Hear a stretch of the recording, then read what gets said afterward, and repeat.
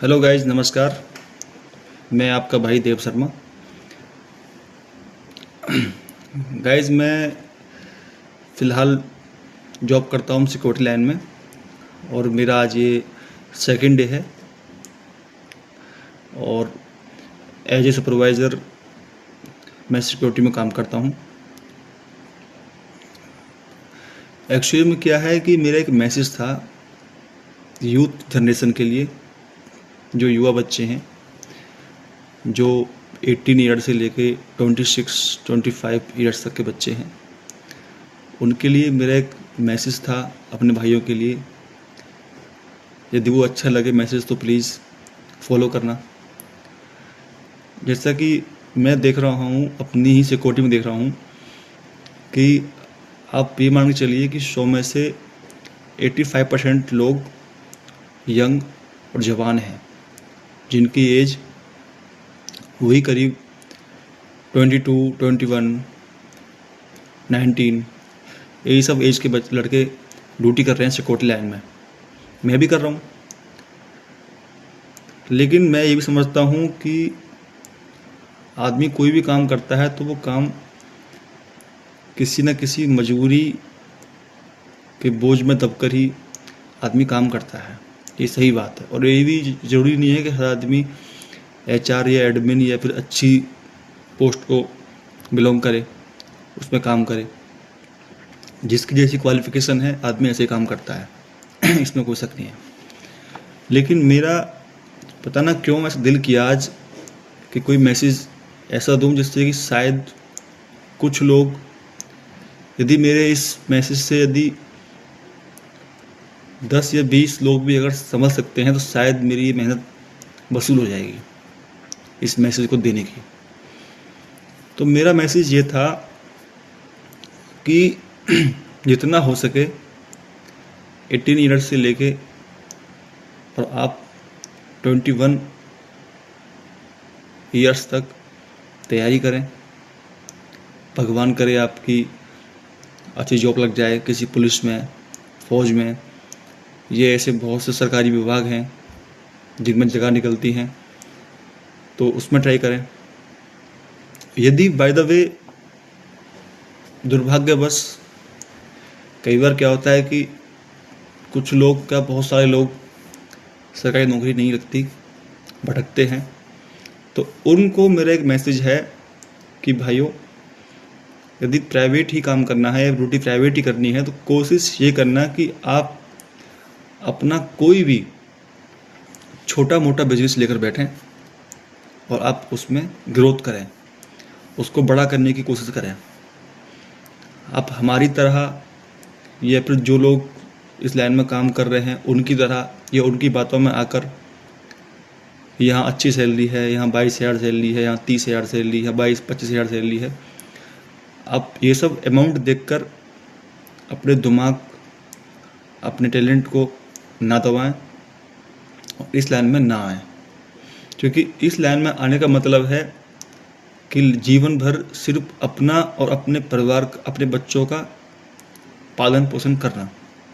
इसके अलावा भगवान ना करे यदि कोई भी आपके जीवन में कोई इमरजेंसी, आपातकालीन अवस्था कोई भी आती है, जैसे कि कोई हारी बीमारी है या घर में और बहुत सारी परेशानियां आती हैं, तो उसके लिए आपको अपने आस पड़ोस से, अपने जानने वालों से पैसे लेने पड़ेंगे उधार, और फिर वो चुकाने के लिए बहुत टाइम लगता है, चुक भी नहीं पाते। तो मेरा भाई यही कहना है, यार कुछ भी करो जीवन में, लेकिन वो करो जिससे कि आपका ग्रोथ हो, आपके जीवन में 4 चांद लगें। क्योंकि भाई मैं जानता हूँ अपने से कि यदि पैसा आपके पास है तो सब कुछ है आज के डेट में। अन्यथा यदि पैसा आपके पास नहीं है, आप यकीन मानिए, ऐसा मानो, आप शुद्ध हिंदी बता रहा हूँ आपको कि बस क्या ही कहूँ, तो अल्फाज नहीं मेरे पे कहने को कि बिना पैसे के आजकल इंसान की वैल्यू क्या रह गई है।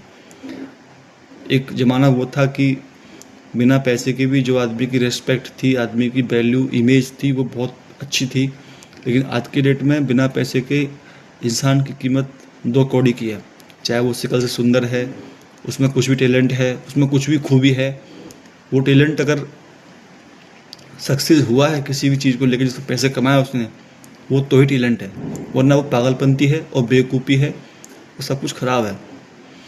तो गाइज मेरा सिर्फ एक ही मैसेज देने वाला था कि भूल कर भी आप इस लाइन में ना आए।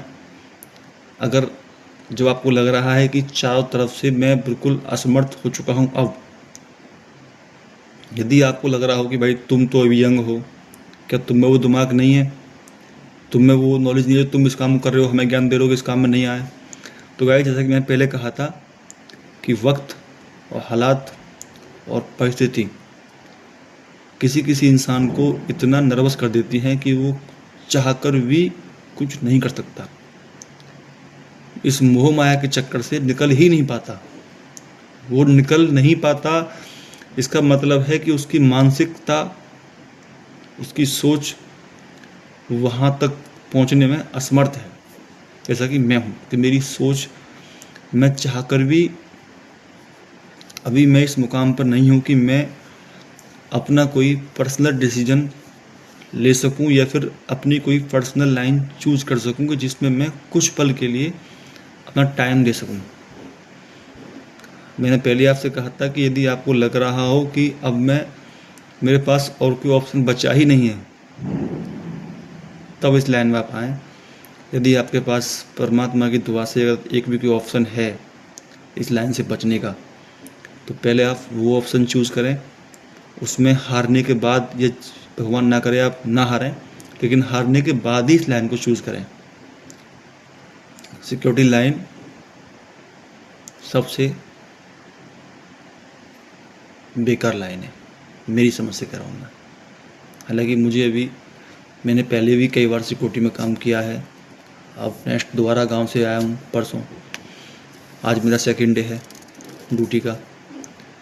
तो अभी मैंने लगभग 1 महीने पहले यूट्यूब चैनल बनाया था अपना। तो मेरे को लगा, मैं कहा यार जो दिल में मेरे में आ रहा है, जो भी मैं चाहता हूँ कहना, क्यों ना मैं बगैर डरे अपनी बातों को लोगों में शेयर करूँ, जो भी मेरे दिल में आ रहा है। यूट्यूब एक इतना अच्छा एक वो है कि जहाँ आदमी अपनी बात संपूर्ण रूप से स्पष्ट कर पाता है। वरना आज के टाइम में तो इंसान से भी इंसान को बात करने में तकलीफ़ होती है, घृणा होती है।